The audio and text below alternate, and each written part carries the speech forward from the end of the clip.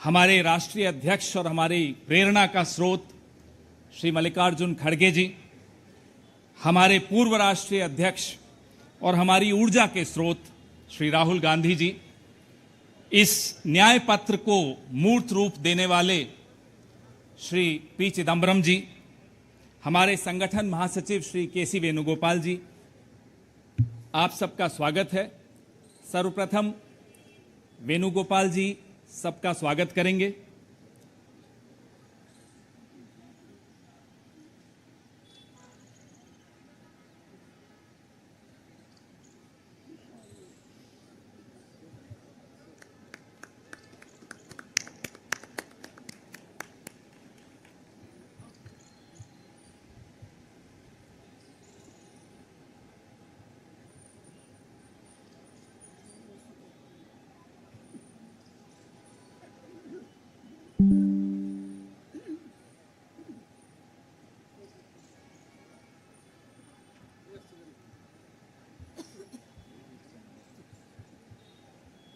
धन्यवाद वेणुगोपाल जी।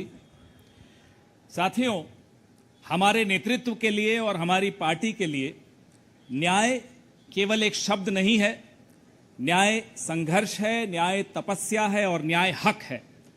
सबसे पहले इस कार्यक्रम को आगे बढ़ाते हुए हम न्याय पत्र का विमोचन करेंगे, उसको जारी करेंगे। मैं माननीय कांग्रेस अध्यक्ष श्री मल्लिकार्जुन खड़गे साहब से आग्रह करूंगा कि वो न्याय पत्र को जारी करें।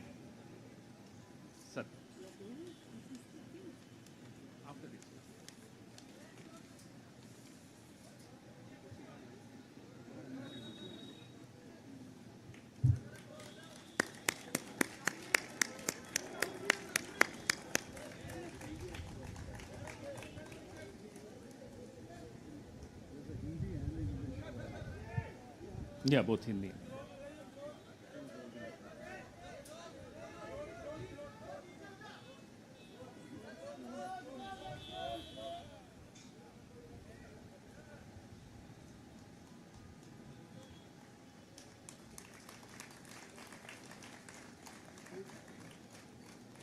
धन्यवाद। अब मैं मैनिफेस्टो कमेटी के अध्यक्ष श्री पी चिदम्बरम साहब से आग्रह करूंगा कि वो इस न्याय पत्र के विषय में कुछ इस पर प्रकाश डालें, आपसे चर्चा करें।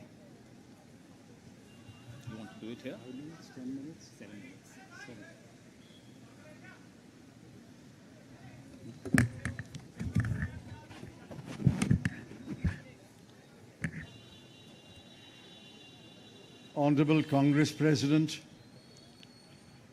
Honorable former Congress President Srimati Sonia Ji, Honorable former Congress President Shri Rahul Ji, General Secretary Shri K.C. Venugopal, members of the Congress Working Committee, senior leaders of the Congress,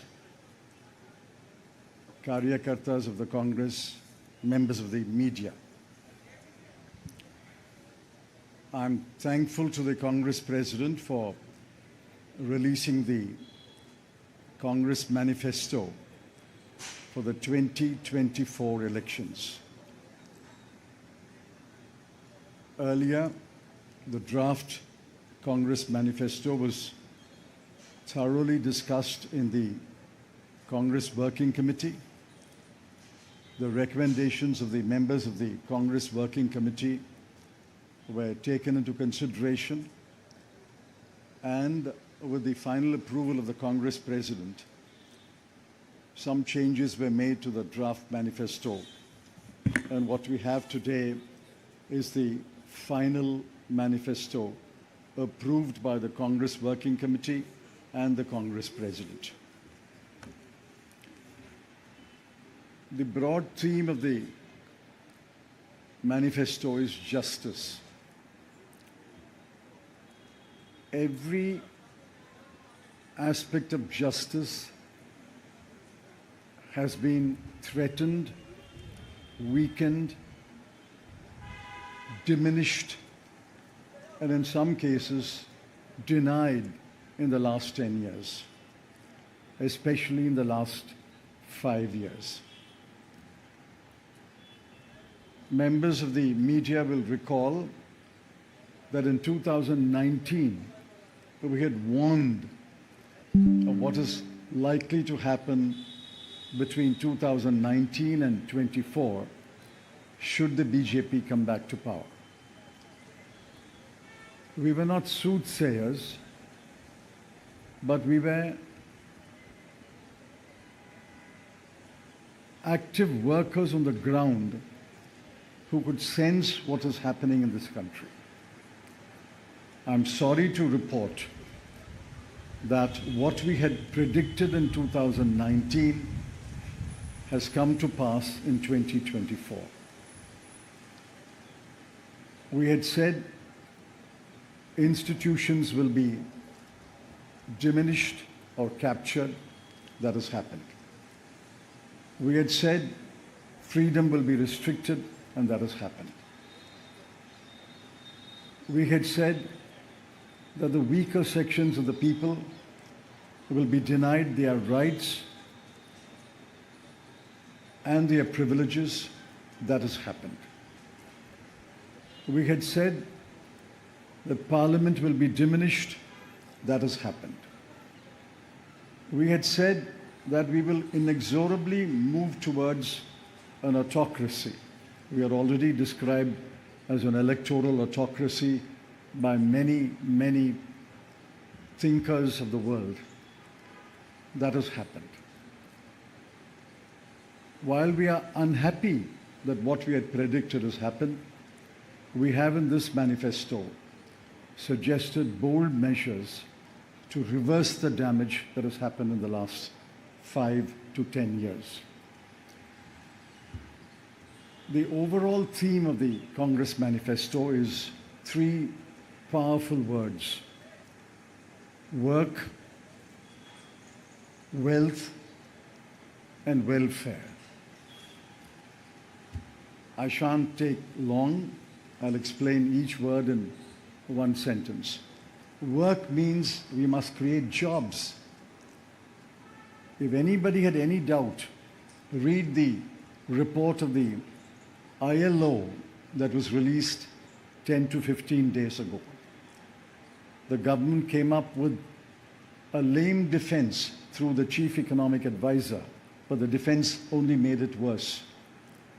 The ILO report shows that unemployment has assumed monstrous proportions in this country. Yesterday, the media carried a report that 30% of the outgoing class in the Indian institutes of technology, the premier institutions of our country, are unemployed. They have not been placed. Jobs, jobs, jobs is a cry everywhere in India. Work encapsulates that section on work. The sections on work encapsulates what we will do to create jobs.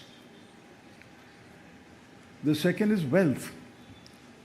Wealth must be created before it is distributed. On the contrary, the 5 years of the Modi government shows that wages have been stagnant in this country. The average income of the bottom 50% has either remained stagnant or diminished or decreased for the bottom percentiles. We have to create wealth, and that can only be created by growth. The UPA government delivered 8.5% growth in its first term, 2004 to 2009. And over a 10-year period, Dr. Manmohan Singh's government delivered 7.5% growth.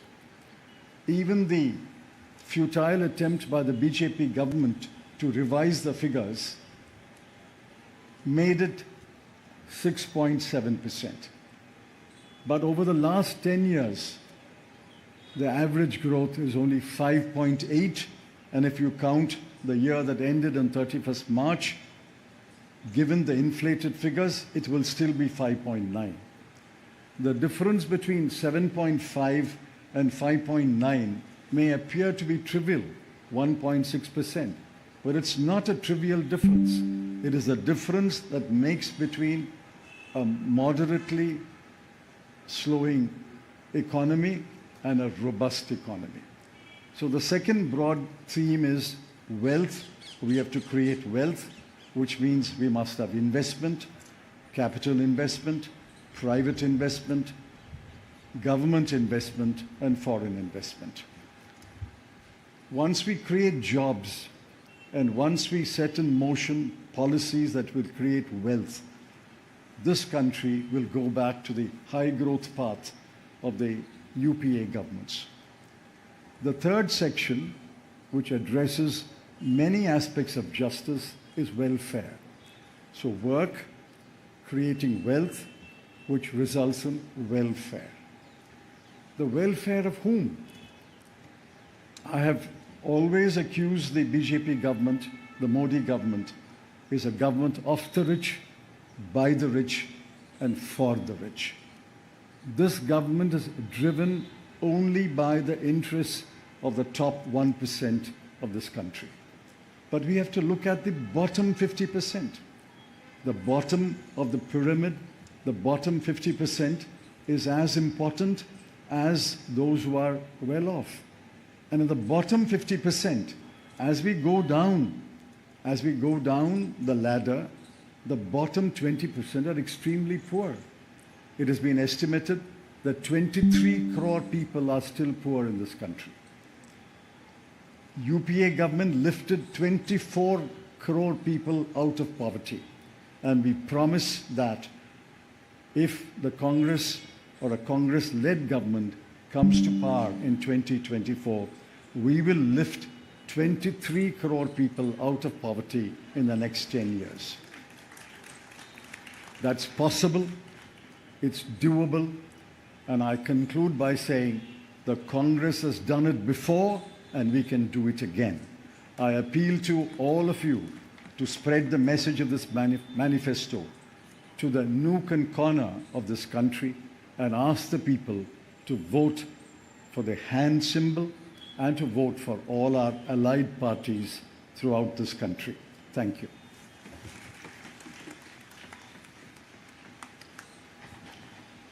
धन्यवाद चिदम्बरम साहब।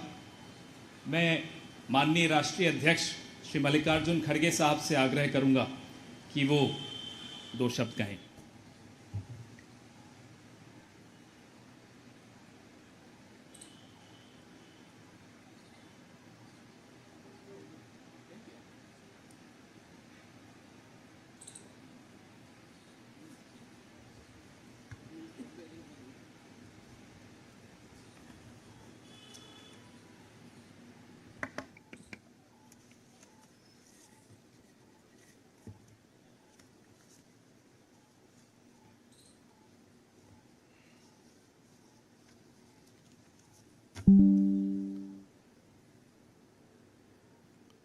आज हमारे कांग्रेस चुनाव घोषणा पत्र जारी करने के मौके पर कांग्रेस पार्टी के भूतपूर्व अध्यक्ष और हमारे चाहते नेता श्रीमती सोनिया गांधी जी और भूतपूर्व अध्यक्ष श्री राहुल गांधी जी और यहाँ पर पधारे हुए हमारे कांग्रेस पार्टी के सभी नेतागण और खासकर इस जो घोषणा पत्र को तैयार किए श्री पीसी चिदम्बरम जी, केसी वेणुगोपाल जी और सारे वर्किंग कमेटी के मेंबर्स, मीडिया के मेरे दोस्तों, आज मुझे ये भी याद करना है कि बाबू जगजीवन राम का जन्मदिन भी है और जो बाबू जगजीवन राम हमारे पार्टी में बहुत साल तक 1947 से लेकर 1984 तक 1984 तक वो इस पार्टी में रह के काम किए। फिर जो कुछ उनका कंट्रीब्यूशन था तो बड़ा कंट्रीब्यूशन मिनिस्ट्री में उन्होंने किया। ऐसे दिन आज हम ये घोषणा पत्र गरीबों के लिए हम अर्पित कर रहे हैं। आज भारतीय राष्ट्रीय कांग्रेस के 2024 के लोकसभा चुनाव का घोषणा पत्र जारी किया जा रहा है। इस मौके पर मैं आप सभी का स्वागत करते हुए 22 दिसंबर 2023 को जो चिदम्बरम जी की अध्यक्षता में 16 सदस्यीय कांग्रेस मैनिफेस्टो कमेटी बनी थी और 19 मार्च को CWC ने इसे मंजूरी दी थी। व्यापक जनभागीदारी और संपर्क के बाद हमारा घोषणा पत्र बना है। इसके लिए वेबसाइट आवाज भारत की बनी, जिस पर भी काफ़ी सुझाव मिले। हमारा ये घोषणा पत्र देश के राजनीतिक इतिहास में न्याय के दस्तावेज के रूप में याद किया जाएगा। राहुल जी के नेतृत्व में चली भारत जोड़ो न्याय यात्रा में 5 पिलर्स पर ध्यान केंद्रित किया गया था। यात्रा के दौरान युवा न्याय, किसान न्याय, नारी न्याय, श्रमिक न्याय और हिस्सेदारी न्याय की घोषणा की गई थी। जहाँ कहीं भी हम गए इन न्याय की बात हमने करी थी और इसकी गारंटी भी हमने दी है। इन 5 पिलर्स में से 25 गारंटी निकलते हैं। हर 25 गारंटी ने किसी ना किसी को लाभ मिलने का इसके अंतर्गत यहाँ पर हमारे मैनिफेस्टो में भी है और इसके लिए जो हम पहले से ही करते हुए आए हैं वो भी हमने इसका उल्लेख किया है। मैं कुछ बातें आपके सामने रखना चाहता हूँ। खासकर युवा न्याय के तहत हर शिक्षित युवा की पहली नौकरी अप्रेंटिसशिप के साथ पक्की हो जाए, ऐसी एक गारंटी हम दे रहे हैं। और उसके लिए हम 1 लाख रुपए उसके लिए हम एक अप्रेंटिसशिप कोर्स करने वालों को खर्च करेंगे और इससे ये फायदा होगा किसी ना किसी जगह उसको पक्की नौकरी मिलेगी, क्योंकि ये स्किल डेवलपमेंट के तहत और बहुत से इंडस्ट्रीज में इनको काम मिलेगा। नारी न्याय के तहत गरीब परिवार की महिला को सालाना 1 लाख की मदद देंगे। कोई तालियां नहीं बजा रहे, क्या बात है?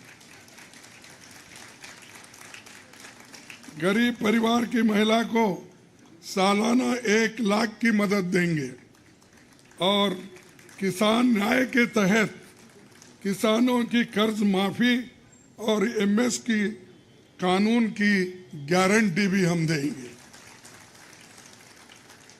और श्रमिक न्याय, इसके तहत मनरेगा में भी 400 रुपए ये न्यूनतम कम से कम 400 रुपए मजदूरी दिया जाएगा। हिस्सेदारी न्याय में सामाजिक आर्थिक समानता के लिए हर व्यक्ति और हर वर्ग की गिनती या जातीय जनगणना होगी, जिससे सबको फायदा हो गया। या किसी के फॉर में, किसी के अगेंस्ट में ये नहीं है कि हालात को समझने के लिए ये जाति जनगणना करेंगे, जैसा कि SC ST की जाति जनगणना होती है, और वैसा ही जो पिछड़े लोग हैं और भी ये अपर कास्ट में भी गरीब लोग हैं, सबकी हालत क्या है ये जानने के लिए हम जाति जनगणना कराएंगे और इसका फायदा हर वर्ग को मिलेगा। हमारे घोषणा पत्र में संवैधानिक न्याय, कॉन्स्टिट्यूशनल जस्टिस खंड में लोकतंत्र बचाओ, भय से मुक्ति से लेकर मीडिया, न्यायपालिका आजादी, भ्रष्टाचार के खिलाफ मुहिम जैसे मुद्दे, कला संस्कृति जैसे विषय भी है। आर्थिक न्याय, इकोनॉमिक जस्टिस खंड में आर्थिक नीतियों, बेरोजगारी, टैक्सेशन और टैक्स रिफॉर्म्स, ये सारी चीजें उसमें हम लाएंगे। इंडस्ट्री और इंफ्रास्ट्रक्चर पर ठोस काम हम करेंगे।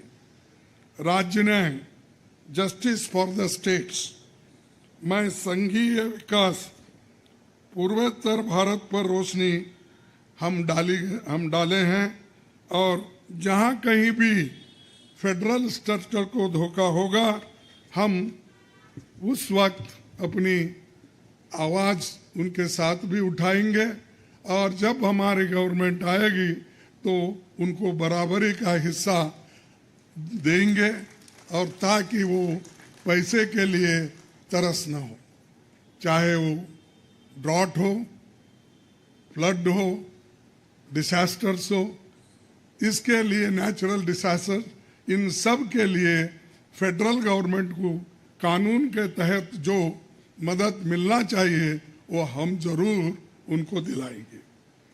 उसी के साथ देश की प्रतीक्षा और आंतरिक सुरक्षा के महत्व को ध्यान में रखकर रक्षा न्याय की भी खंड है, जिसमें विदेश नीति भी है, और विदेश नीति हमारी अब तक सफल हुई है, और उसी नीति पे अगर ये लोग काम करते थे और ठीक ढंग से चलते थे, और बहुत से मुश्किल हमको आज जो आ रहे हैं वो कभी नहीं आते थे।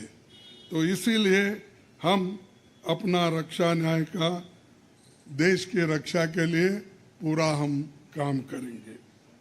आखिरी एक महत्व का बिंदु पर्यावरण न्याय भी देंगे।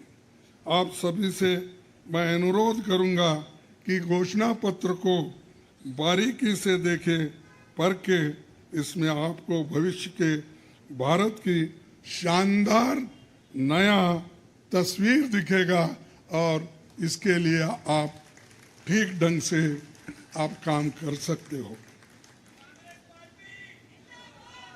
आजादी के बाद 1951-52 में चुनावों से राजनीतिक दल घोषणा पत्र जारी करते समय बहुत से दावे करते हैं लोग, पर कांग्रेस हमेशा जमीनी हकीकत पर चलती है। 1951 में पंडित जवाहरलाल नेहरू के नेतृत्व में हमारा जो घोषणा पत्र जारी हुआ उसका नाम था व्हाट कांग्रेस स्टैंड्स फॉर। उसका नाम था व्हाट कांग्रेस स्टैंड्स फॉर। पहले घोषणा पत्र को लेकर ये टिप्पणी की गई थी, no exaggerated claims were made, no ambitious plans to entice public or deceive the electorate had been placed before them. A realistic view of what was capable of achievement and implementation alone was presented. ये पंडित जवाहरलाल नेहरू जी के जमाने में घोषणा पत्र दी थी, जो realistic है, जो ग्राउंड लेवल पे हम कर सकते हैं, उसी के बारे में उन्होंने बोला था। किसी को फंसाने के लिए नहीं, झूठ बोलने के लिए नहीं, हम जो भी कहते हैं वो करके दिखाते हैं, ये उनका कहना था। और वही आज भी हम कर रहे हैं। जो कर सकते हैं वही हम इसमें घोषणा पत्र में लिखे हैं। और बहुत से हमारे विद्वानों से भी हम बात किए हैं कि इसमें क्या कर सकते क्या नहीं कर सकते, उनके सलाह के मुताबिक ही आज हमने ये सारी चीज़ें आपके सामने रखे हैं। ये हमारा 139 ईयर्स साल का शानदार इतिहास है। ये देश के सामाजिक आर्थिक विकास की गति को बहुत तेज करेगा। किसानों, मजदूरों और महिलाओं, युवाओं, गरीबों, वंचित तबकों के विकास के जो बंद दरवाजे हम खोलेंगे, क्योंकि एक मोदी सरकार में ये सारे दरवाजे गरीबों के लिए, महिलाओं के लिए, युवाओं के लिए बंद है। हम जब सत्ता में आएंगे ये दरवाजे सब हम गरीबों के लिए खोल देंगे, उनका विकास करेंगे, ये हमारी प्रतिज्ञा है। डॉक्टर मोदी जी, डॉक्टर मनमोहन सिंह के नेतृत्व वाली हमारी यूपीए सरकार की बहुत आलोचना करते हैं, लेकिन उस 10 साल में हमने MNREGA, right to education, RTI, खाद्य सुरक्षा, वनाधिकार, भूमि अधिग्रहण कानून और रेहड़ी पटरी वालों की अधिकार समेत कई कदम हमने उठाया है। और उसकी जो कर्ता धर्ता है श्रीमती सोनिया गांधी जी यहाँ पर मौजूद है। उन्होंने बारीकी से इन मनरेगा को और खास करके फूड सिक्योरिटी को बहुत लड़ा, क्योंकि मुझे मालूम है, सब चीज़ मैं यहाँ पर नहीं कह सकता, कि उन्होंने इतने ये 2-3 प्रोग्राम के लिए बहुत गुस्से में रहते थे। जब तक वो इम्प्लीमेंट नहीं होता तब तक वो खामोश नहीं बैठे और कैबिनेट के लोगों को बोलते रहे थे कि ये क्या हुआ। जब हुआ तब वो भी खुशी मना लिए और हम भी लोग बोले कि भाई ठीक हो गया। और जब बाहर इसका गया कि जो ये मनरेगा का, फूड सिक्योरिटी का और कंपलसरी एजुकेशन का ये जो संदेश बाहर गया, तब लोग सभी खुश होने लगे, सभी बोलने लगे ये बहुत अच्छा यूपीए गवर्नमेंट ने किया, सोनिया गांधी जी ने किया। ये बात बाहर आ गई। इसीलिए ये हमारा जो पहले से गरीबों के लिए वायदे थे वो हम पूरे करेंगे। मोदी जी 10 सालों में इसके मुकाबले का एक काम भी नहीं कर सके। आप बताइए कौन सी ऐसी बड़ी फैक्ट्री जो एम्प्लॉयमेंट क्रिएट कर सकती है, जो नेहरू जी के जमाने में बने वैसे कोई एक बड़े बड़े काम उन्होंने किया है। जिस देश में एक सुई नहीं बनती थी उस देश में पंडित जवाहरलाल नेहरू, इंदिरा गांधी जी ने रॉकेट बनाकर उड़ा कर दिखाया। और बहुत से जो साइंटिफिक योजनाएं थी हमने बनाए। अब मोदी जी के ज़माने में तो गालियां देने का छोड़ के दूसरा तो मैं नहीं सुना। और उसके अगर कोई छुपे हुए काम है तो मेरे को बताओ, ताकि मैं भी उसकी प्रशंसा करूंगा। लेकिन आज हम गारंटी जो भी दे रहे हैं, हम चंद स्टेट में करके दिखाए हैं। हिमाचल में करके दिखाए, कर्नाटक में करके दिखाए, तेलंगाना में करके दिखाए, जहाँ कहीं भी हमारी सरकार है। और राजस्थान में भी हमने कई नई चीज़ें की, वहाँ भी करके दिखाए। तो ये हम जो कहते हैं, मैं पहले ही कहा, वो हम करते हैं। और हम डरते नहीं करने के लिए। हमारा कितना भी नुकसान हो लेकिन गरीबों के लिए हम करते रहते हैं। ये हमारा पहले से कार्यक्रम है। और मैं चंद बातें इस मौके पर, थोड़ी देर हो गई तो क्षमा चाहता हूं, मैं चंद बातें आपके सामने रखना जरूरी समझता हूं। और आज क्या हो रहा है, विपक्षी नेताओं को जेल में बंद किया जा रहा है। चुनाव में सबको समान अवसर नहीं है और कई मुकदमे एक के ऊपर एक, छोटी छोटी, और हमारे पार्टी के ऊपर इतना बड़ा जुल्म किया और इतने हमारे को पेनल्टीज डाले। 3,567 करोड़ रुपए का हमारे ऊपर उन्होंने पेनल्टी डाली। क्या ये लेवल प्लेइंग ग्राउंड है? और ये हमारे ऊपर आज हो रहा, कल मीडिया के ऊपर होगा, मीडिया हाउसेस के ऊपर होगा, सबके ऊपर होगा। तो इसीलिए इसको, इस देश के डेमोक्रेसी को बचाना है, संविधान को बचाना है। इसलिए हम सब लोग, देश के लोग एक होना चाहिए और लड़ना चाहिए। और जो ऑटोक्रेटिक मोदी साहब है उनको हटाना चाहिए। ये मेरा आपसे विनंती है। जब तक आप ये काम नहीं करेंगे तब तक हम सिर्फ बातों से नहीं होगा। आप लोग घर घर जाके, और हमारी गारंटी कार्ड जो है, इन गारंटी कार्डों को घर घर तक पहुंचाने का काम हमारे कार्यकर्ता करें। जब तक आप घर घर नहीं जाएंगे, वोटर से नहीं मिलेंगे, कुछ भी होने वाला नहीं है। सिर्फ स्लोगन से या मेरे भाषण से कुछ बदलाव होने वाला नहीं। बदलाव होगा तुम जनता से जब मिलेंगे, घर घर जाएंगे, महिलाओं से मिलेंगे, युवाओं से मिलेंगे, और जितने भी हमारे पेरेंट्स हैं, बड़े हैं, उनसे मिलके, किसानों से मिलके आप लोग काम करेंगे, तभी हम कुछ हासिल कर पाएंगे। तो इसीलिए मैं आपसे विनंती करूंगा, ये काम हमारा आप करेंगे और इस ऑटोक्रेटिक सरकार को हटाने के लिए आप काम करते रहेंगे। अब बीजेपी का तो ऐसा है, चंदा दो धंधा लो, चंदा दो धंधा लो, कॉन्ट्रैक्ट लो, पैसे दो।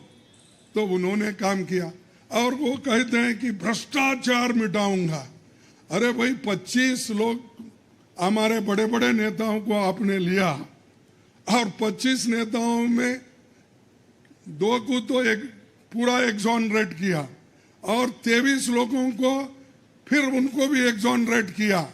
अरे शाह साहब के वॉशिंग मशीन में इतने लोग जो भी जा रहे हैं क्लीन होके आ रहे हैं, और भ्रष्ट लोग तुम्हारे साथ है, बदनाम हमको कर रहे हैं। मेरे पास तो नहीं है ना, मेरे पास जब तक थे तो आपने बोला वो भ्रष्ट है, फिर आप वो क्लीन कैसा हो गए, प्रामाणिक कैसा हो गए, ठीक कैसा हो गए? तो ये खुद ही इधर डराते हैं, उधर सब चोरों को लेते हैं। तो ये मेरा कहना है। इसीलिए आप इस बात को सोचिए, और हम सालों से गरीबों की सेवा करते हुए आए हैं, आगे भी हम करते रहेंगे। और जितने भी उन्होंने काम किया, मैं यहाँ गिनता नहीं, क्योंकि रेलवे में क्या किया, इन्फ्लेशन का क्या किया, अनएम्प्लॉयमेंट का क्या किया, ये सारे अगर बोलते कहूँ तो आप भी थक जाएंगे। तो इसीलिए मैं ज़्यादा नहीं बोलता। आप सबको मालूम है, और हमारे पूरे इलेक्शन मैनिफेस्टो में वो चीज़ वहाँ पर है।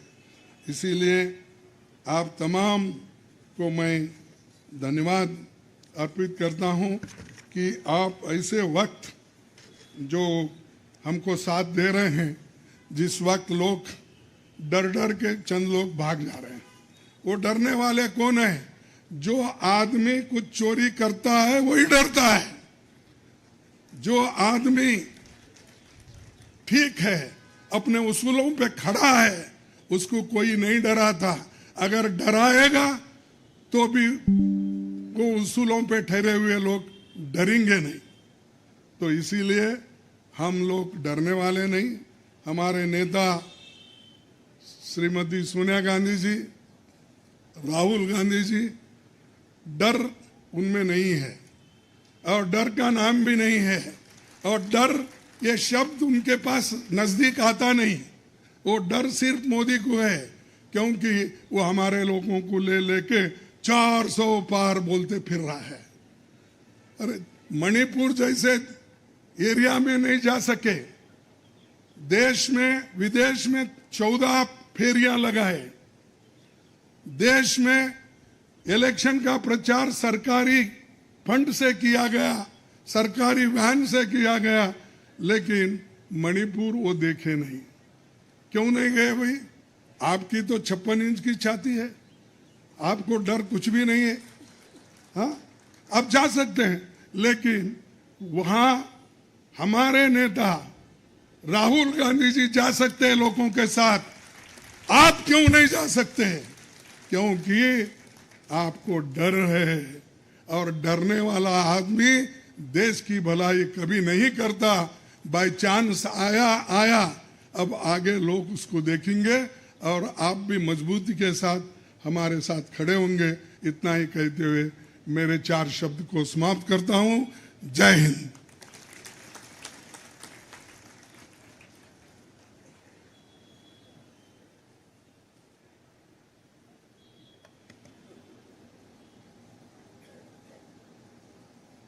धन्यवाद खड़गे साहब।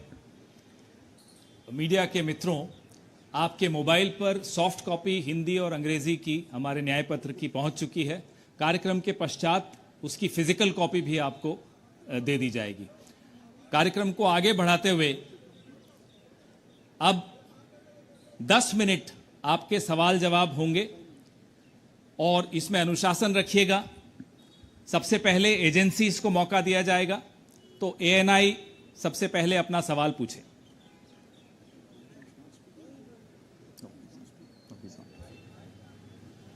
माइक दे दीजिएगा मीडिया के साथियों को।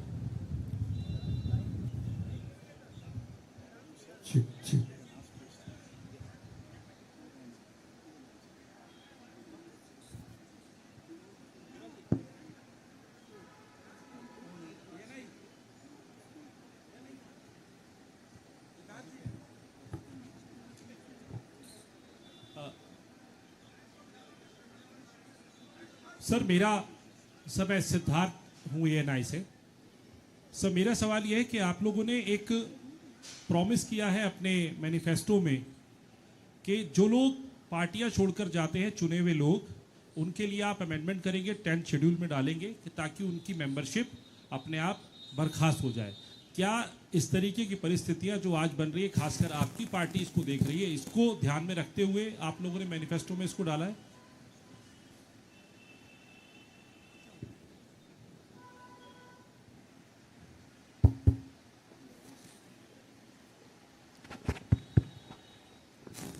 You are asking about the anti-defection law, which is now in the 10th schedule. Over the years, political parties, especially defectors, have exposed the limitations of the 10th schedule. So the 10th schedule has to be amended. Check. What is he saying? The 10th schedule is to be amended. Our position is that moment a defection takes place, he should be instantly disqualified.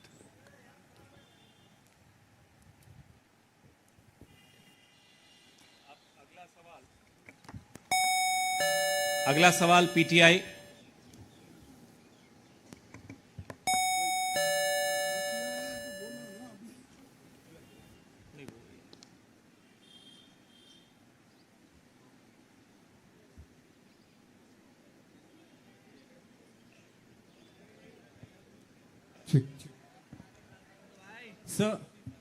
Sir, the focus of the manifesto is on the 25 guarantees that the Congress has already announced. So will this election be a fight between Congress's guarantees and Modi ki guarantee?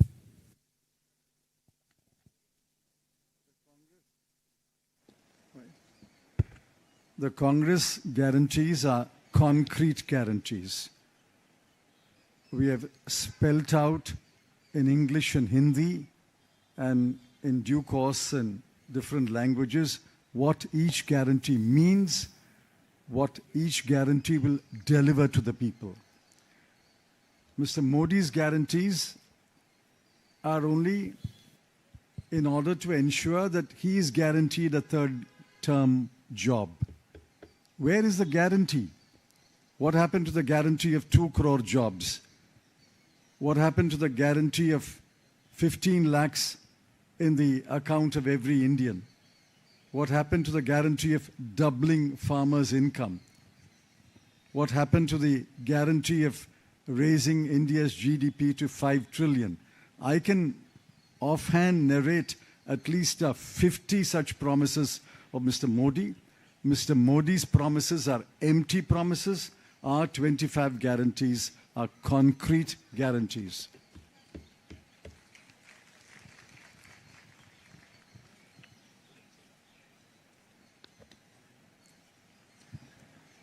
Good afternoon. I agree with what Mr. Chidambaramji said. But this election is about those who are trying to destroy the Constitution and destroy democracy in this country versus those who are trying to protect the Constitution and protect democracy in this country.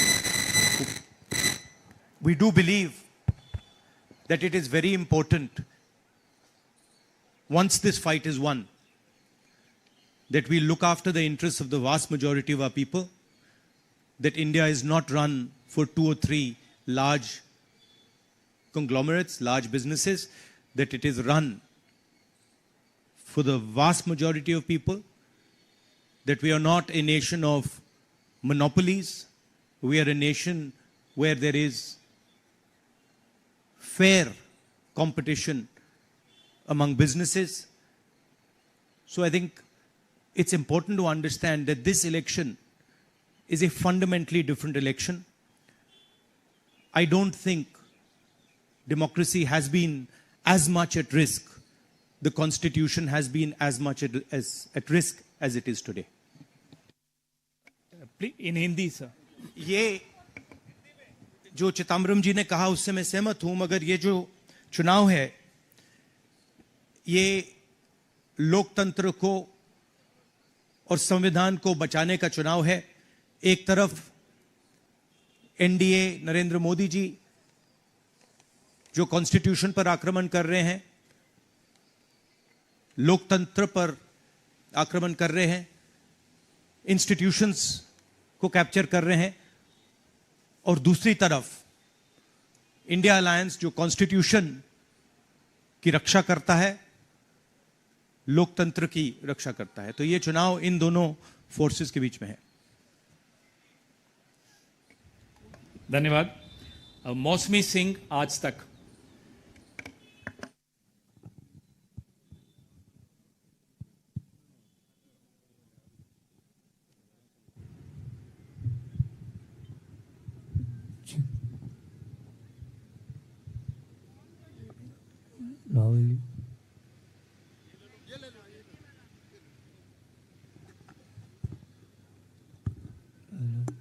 Hello, मेरा सवाल madam Sonia Gandhi से है. Ma'am, अगर आपसे सवाल, राहुल जी, आपने OPS को लेके लगातार जो है झंडा बुलंद किया है. तमाम सरकारें आपकी, उन्होंने ओपीएस का वादा किया था. चिदम्बरम साहब, you had promised OPS and in Himachal and Rajasthan you implemented OPS, but in the manifesto the OPS scheme is missing. So is there a reflex, is there a introspection that it's not viable economically? Is it that? it's not missing as such.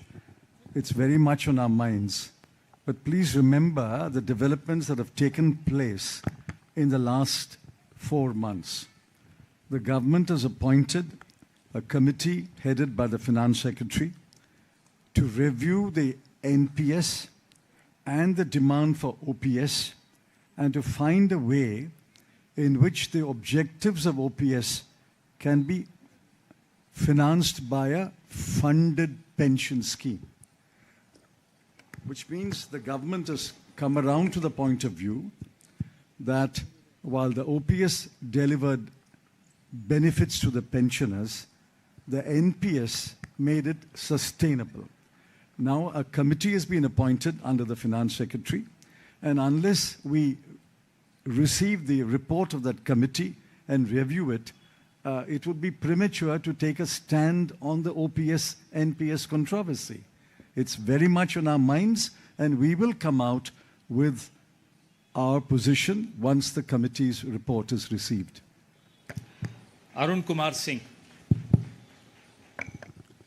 मेरा सवाल राहुल जी आपसे है। Rahul ji, hello. Rahul ji, सीधे सीधे इधर, front. सवाल आपसे यह है कि 2014 में जैसे ही मोदी सरकार आई थी, आपने एक बयान दिया था और आपने ये कहा था कि देखते जाइए धीरे धीरे कॉन्स्टिट्यूशनल इंस्टीट्यूशंस जितने भी हैं देश पे, उस पे आरएसएस और बीजेपी का कब्जा हो जाएगा। अब आप ये कह रहे हैं कि हो चुका है और आप कह रहे हैं कि हम कानून भी लाएंगे। क्या आपको ऐसा नहीं लगता राहुल जी कि ये जब आप करेंगे तब बीजेपी आपके ऊपर ये आरोप लगाएगी कि चूंकि केसेस जो है या पूछताछ विपक्ष के नेताओं से ज्यादा हुई, इसलिए प्रतिक्रिया में लाया गया रिएक्शनरी लॉज अमेंडमेंट होंगे ये?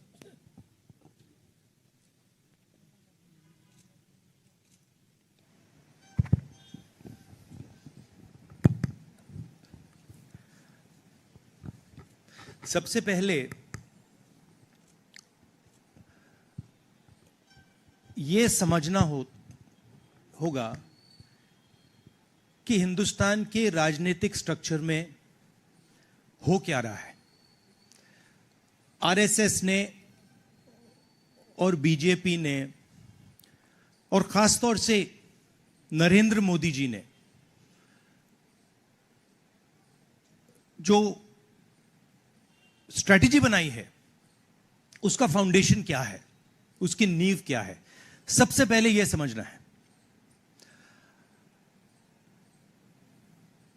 नरेंद्र मोदी जी ने जैसे अदानी जी की मोनोपोली है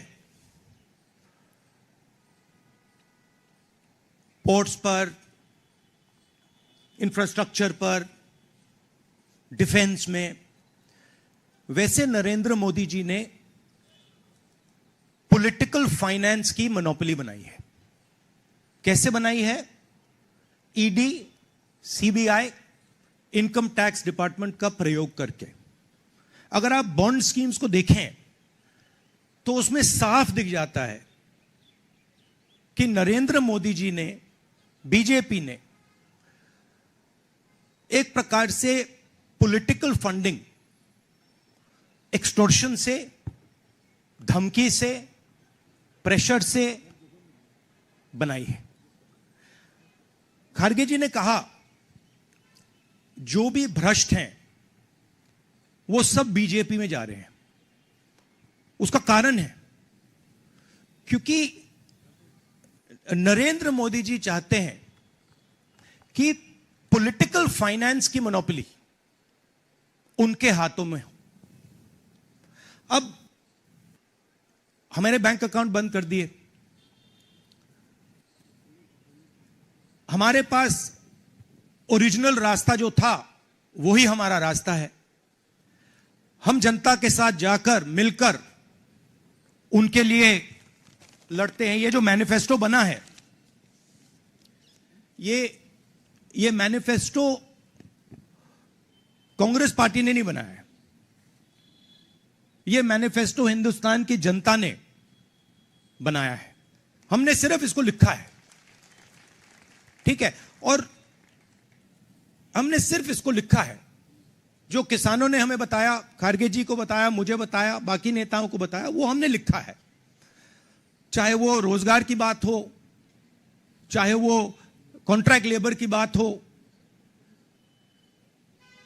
हजारों लोगों से बात करके हमने ये हिंदुस्तान की आवाज है, ये लिखी है। मगर जो राजनीति में आज हो रहा है वो क्लियर है कि सब पार्टीज को नरेंद्र मोदी, ईडी, सीबीआई, इन इंस्टीट्यूशंस को कैप्चर करके फाइनेंशियली मोनोपोली बना रहे हैं अपनी। और चुनाव के बाद रियलिटी है कि ये जो फाइनेंशियल मोनोपोली बड़ी इंटरेस्टिंग चीज है, क्योंकि सारा इंफॉर्मेशन, सारा का सारा इंफॉर्मेशन, किससे एक्सटॉर्शन किया है, किसको कॉन्ट्रैक्ट दिया है, कॉन्ट्रैक्ट देने के बाद उसने कितना पैसा दिया है, वो पूरी ब्लूप्रिंट, पूरी की पूरी ब्लूप्रिंट इलेक्टोरल बॉन्ड्स में लिखी हुई है। तो नरेंद्र मोदी जी ने आज नहीं तो कल ऑपोजिशन को पूरी chargesheet, proof sheet electoral bonds के थ्रू पकड़ा दी है। तो इसीलिए थोड़ा टेरर हो रहा है उनको, इसीलिए नंबर निकला है 400 पार।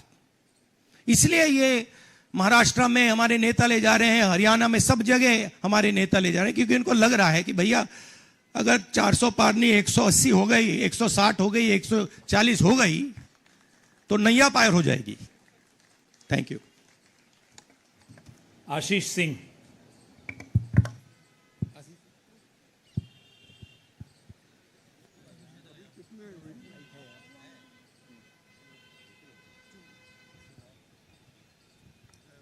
राहुल जी, लास्ट टाइम पिछले लोकसभा चुनाव में राहुल जी आपने मुझे याद है कहा था, you were convince that time कि मोदी जी जा रहे हैं, मोदी जी का वक्त खत्म हो गया है। ऐसा हुआ नहीं, होता है राजनीति में। इस दफा नरेंद्र मोदी को आप कितनी बड़ी राजनीतिक चुनौती मानते हैं सर 2024 के चुनाव में? देखिए, 2019 में ये शुरू हुआ, आज ये एक तरह पीक पे पहुंच गया है। हिंदुस्तान के सारे इंस्टीट्यूशंस उनके हाथ में हैं, पॉलिटिकल फाइनेंस की मोनोपोली उनके हाथ में है, CBI, ED, income tax, EC, ये सारे के सारे बीजेपी के हाथ में है, बीजेपी के कंट्रोल में है। तो जैसे मैंने अपने भाषण में कहा, cricket match is a rigged match. Cricket match is not a fair match. उसमें चाहे सोशल मीडिया की बात करें, आप हमारे नेताओं के, ऑपोजिशन नेताओं की सोशल मीडिया देख लीजिए, मेरा यूट्यूब देख लीजिए, मेरा फेस टाइम देख लीजिए, फेसबुक देख लीजिए, इंस्टाग्राम देख लीजिए, तो ये सारा का सारा स्ट्रक्चर कंट्रोल्ड है, रिग्ड है। इसलिए बहुत जरूरी है कि जनता इस बात को समझे कि ये नॉर्मल चुनाव नहीं है, ये लोकतंत्र को बचाने का, संविधान को बचाने का चुनाव है, और इसको लड़ना और जीतना बहुत जरूरी है। ये चुनाव 2-3%, 5% और बाकी हिंदुस्तान के बीच में चुनाव है। और जो बाकी हिंदुस्तान चाहता है वो इस मैनिफेस्टो में है, और जो 2% चाहता है, जो अदानी जी चाहते हैं, वो आप उनका मैनिफेस्टो देख लीजिए, आपको पता लग जाएगा, उसमें उनकी रिक्वेस्ट लिस्ट पूरी की पूरी आपको मिल जाएगी। Thank you. आखिरी सवाल Kumar Vikrant Singh.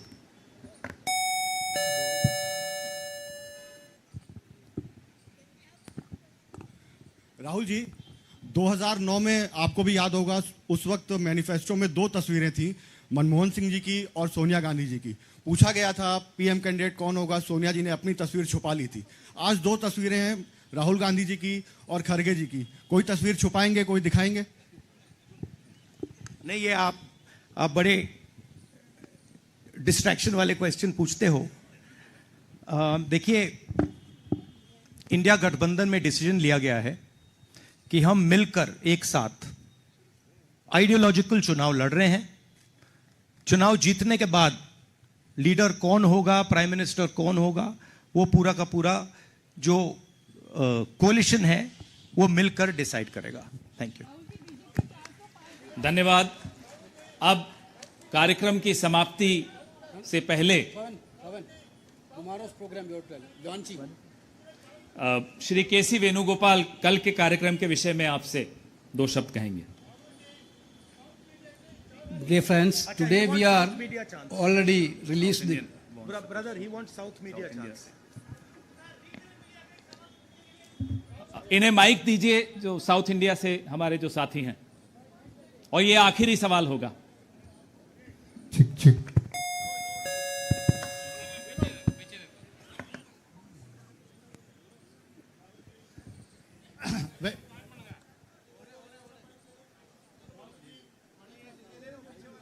Vanakkam.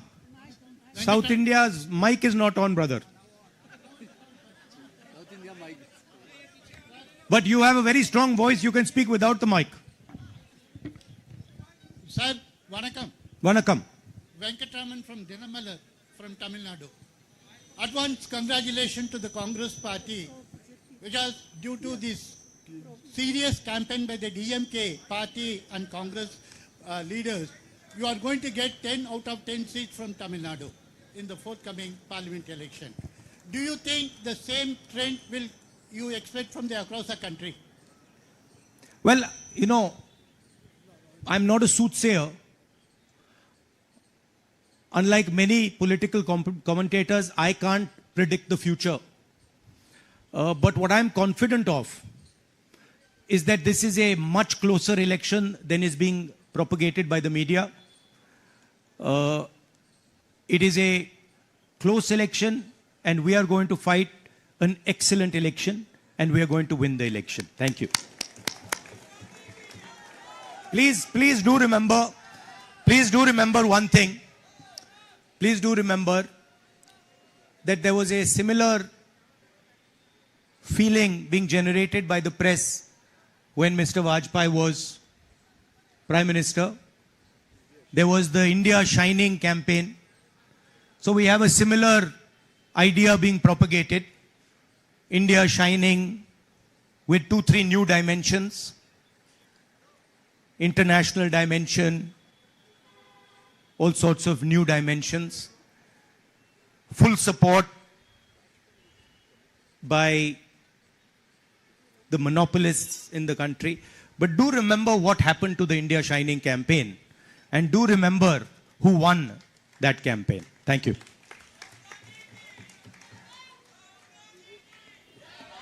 Dear friends, today already we released the Congress Manifesto of 2024. Tomorrow in 2 places we are launching the manifesto with huge rallies. One is in Jaipur.